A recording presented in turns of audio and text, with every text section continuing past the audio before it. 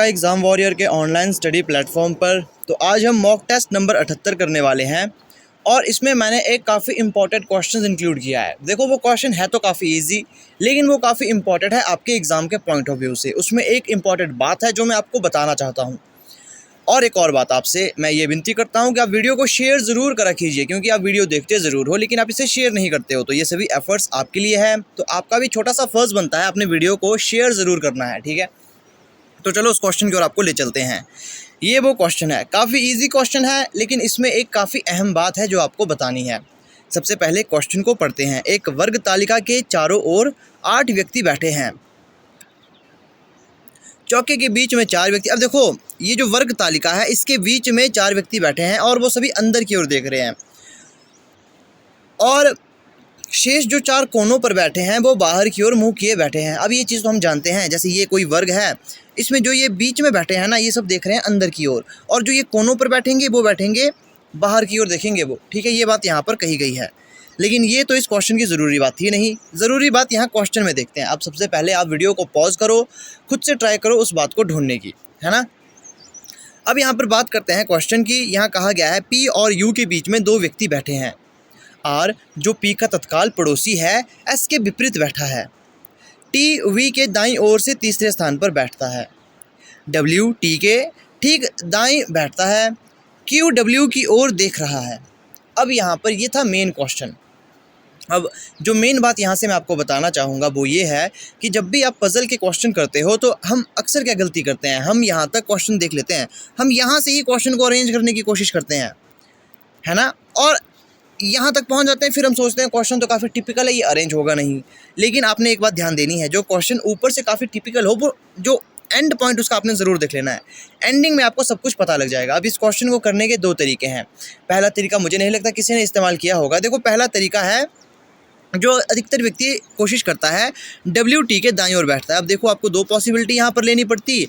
एक पॉसिबिलिटी में तो हम ये मानेंगे कि डब्ल्यू है बाहर की ओर देख रहा है, और एक पॉसिबिलिटी में हमें ये मानना पड़ता है कि डब्ल्यू अंदर की ओर देख रहा है।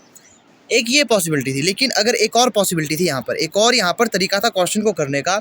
अगर आपकी अंडरस्टैंडिंग लेवल काफ़ी अच्छी है, अगर आप इस क्वेश्चन को इस तरीके से कर लेते हो, या फिर आपने ये क्वेश्चन इस तरीके से कर लिया है, तो काफ़ी अच्छी तैयारी है आपकी।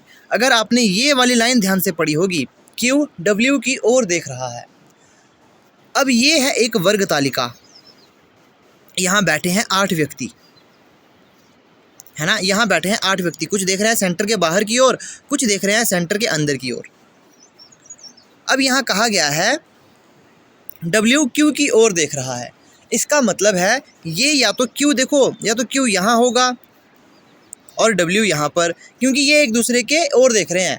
अब यहाँ पर इस तरह को भी आप कहोगे सर ये भी तो और है, लेकिन इसे कहते हैं डायगोनली अपोजिट, है ना। इसे डायगोनली अपोजिट कहते हैं, और इसका मतलब नहीं होता। तो इसका मतलब यहाँ पर जिस बच्चे ने इस लाइन को पढ़ लिया होगा उसे 2 पॉसिबिलिटी बनाने की ज़रूरत नहीं पड़ी होगी। अब देखो चाहे आप यहाँ क्यू को यहाँ लिख लो या डब्ल्यू को यहाँ लिख लो, इससे कुछ फ़र्क नहीं पड़ता, इससे कुछ फ़र्क नहीं पड़ता। तो जिस बच्चे ने इस लाइन को देख लिया होगा वो क्वेश्चन को करने में काफ़ी आसानी से उसने इस क्वेश्चन को कर लिया होगा।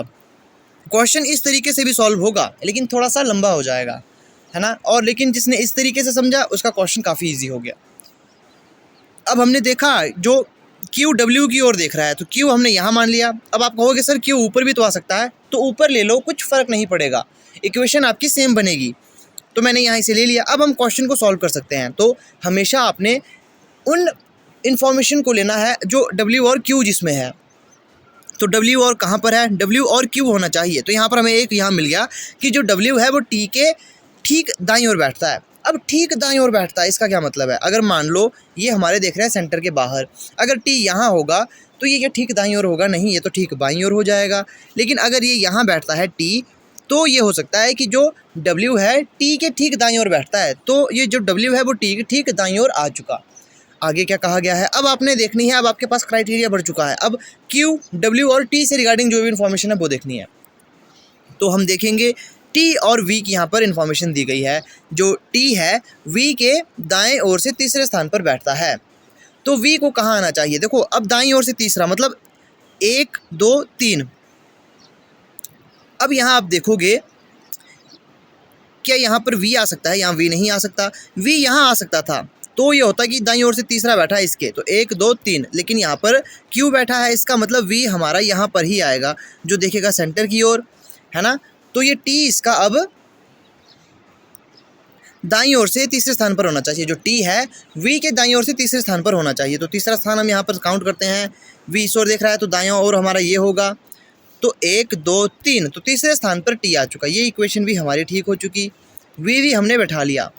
आगे बात करते हैं, R जो P का तत्काल पड़ोसी है S के विपरीत बैठता है। अब यहाँ पर आप एक चीज़ मुझे बताइए, जैसे यहाँ पर 2 जगह बच रही है, यहाँ पर साफ साफ कहा गया है कि जो R और P यहाँ एक साथ आएंगे, लेकिन ये भी हो सकता है P ऊपर आए R नीचे आए। लेकिन एक और बात कही गई है कि R जो P का तत्काल पड़ोसी है S के विपरीत बैठता है। अब यहाँ पर क्या आएगा, तो इस लाइन को आपको समझना होगा। अब यहाँ एक चीज़ का आपने ध्यान देना है, जब भी कॉमा आए इसका मतलब होता है यहाँ पर आएगा और तथा। इसका मतलब जो R है, R से रिलेटेड जो बात कही गई है वो है S के रिगार्डिंग, मतलब जो R S के विपरीत बैठता है। अब बहुत से बच्चे यहाँ पर जो की वाला कॉन्सेप्ट लगाएंगे या फिर जो वाला कि जो S की बात है वो P के रिगार्डिंग कही गई है। नहीं, यहाँ पर जो और जो की शब्द का इस्तेमाल नहीं हुआ है, और जब यहाँ कॉमा का इस्तेमाल हुआ इसका मतलब यहाँ पर या तथा या और शब्द आना था, तो इसका मतलब ये बात R के लिए कही गई है। तो यहाँ पर भी हमें साफ साफ पता लग जाता है कि जब ये जो कंडीशन है, यहाँ हमें पता है कि R और P ही आएगा, लेकिन हमें ये पता लग चुका कि R ही यहाँ आएगा, क्योंकि R के विपरीत कौन बैठा है, R के विपरीत बैठा है S, क्योंकि एक ही जगह यहाँ बच रही है, क्योंकि यहाँ पर तो R आ नहीं सकता, इसके विपरीत तो V बैठा है, तो एक जगह यहाँ पर थी, तो ये हमने लिख लिया। अब ये हमारा क्वेश्चन हो चुका। अब एक व्यक्ति और बचता है यहाँ पर। अब यहाँ कहा गया है P और U के बीच 2 व्यक्ति बैठे हैं, तो P और U के बीच में 2 व्यक्ति बैठे हैं, ये हमारे 2 व्यक्ति आ चुके। तो ये इस तरह का इजी क्वेश्चन था, लेकिन इसमें कुछ एक बातें थी जो आपको मैंने बतानी थी, जो कि मैं बता चुका हूँ। सबसे पहली बात, आपने क्वेश्चन जब आप ऊपर से सॉल्व करते हो, एक बार आपने क्वेश्चन ज़रूर पढ़ लेना है, चाहे एग्जाम में कितना भी लंबा क्वेश्चन क्यों ना हो, एक बार उसे ज़रूर पढ़ लो, क्योंकि कहीं ना कहीं पर आपको क्वेश्चन एक ऐसी इन्फॉर्मेशन मिल जाएगी क्वेश्चन में जिससे आप क्वेश्चन को हल कर पाओगे। अब जो ये क्वेश्चन था P और U के बीच में 2 व्यक्ति बैठे हैं, ये सटीक इन्फॉर्मेशन नहीं थी, यहाँ पर हमें बहुत सी पॉसिबिलिटी माननी पड़ती। लेकिन जैसे ही हमने नीचे देखा Q और W की ओर देख रहा है, तो Q जो है वो W की ओर देख रहा है, तो इससे हमें पता लग चुका कि ये इस प्रकार से ही आएगा। Q यहाँ पर W की ओर देख रहा है। अब आप बहुत से बच्चे कहेंगे इस ओर क्यों नहीं देखा, तो चलो इस ओर भी मान कर चलते हैं। सबसे पहली प्रायोरिटी आपने इसी चीज़ पे देनी है, जब भी ऐसी लाइन आए कि Q W की ओर देख रहा है, तो आपने यही मानकर चलना है ये इसकी ओर देख रहा है, Q जो है वो W की ओर देख रहा है। अब इस ओर क्यों नहीं माना, अब क्वेश्चन में साफ साफ कहा गया था कि जो व्यक्ति है जो यहाँ पर बैठे हैं वो देख रहे हैं बाहर की ओर, तो हमारा Q यहाँ आता, W यहाँ आता। तो क्या ये एक दूसरे की ओर देख रहे हैं, नहीं देख रहे ना, तो इसका मतलब ये हमारा गलत हो गया। ये तो बाहर की ओर देख रहे हैं, ये एक दूसरे की ओर थोड़ी देख रहे हैं, एक दूसरे की ओर देखना होता है इस प्रकार से। तो बस इसी वजह से मैंने क्वेश्चन इस तरह से शुरू किया। तो अब यहाँ पर हमने डायरेक्शन लगा ली, ये व्यक्ति बाहर की ओर देख रहे हैं, कौन व्यक्ति अंदर की ओर देख रहे हैं। अब आपसे पूछा जा सकता है कि कौन व्यक्ति बाहर की ओर देख रहा है, तो अब मुझे आपने बताना है इसमें क्या गलती है। एक मैं यहाँ पर समूह बनाकर देता हूँ, इसमें गलत कौन सा अल्फ़ाबेट है ये मुझे बताओ, ये गलत क्यों है ये भी कमेंट करके बताओ, है ना। तो इसी टाइप के क्वेश्चन यहाँ से पूछे जाते हैं। तो आई होप आपको आज की वीडियो अच्छी लगी होगी। देखो वीडियो को शेयर ज़रूर करना है, और एग्ज़ाम को अब काफ़ी कम दिन बचे हैं, तो आज HP पुलिस कांस्टेबल के रिगार्डिंग एक और वीडियो मेरी आने वाली है, उसमें भी काफ़ी अच्छी इन्फॉर्मेशन मैं आपको बताऊँगा एग्ज़ाम से रिलेटेड, है ना, तो उसे भी आपने ज़रूर देख लेना है। तो मिलते हैं आपसे नेक्स्ट वीडियो में।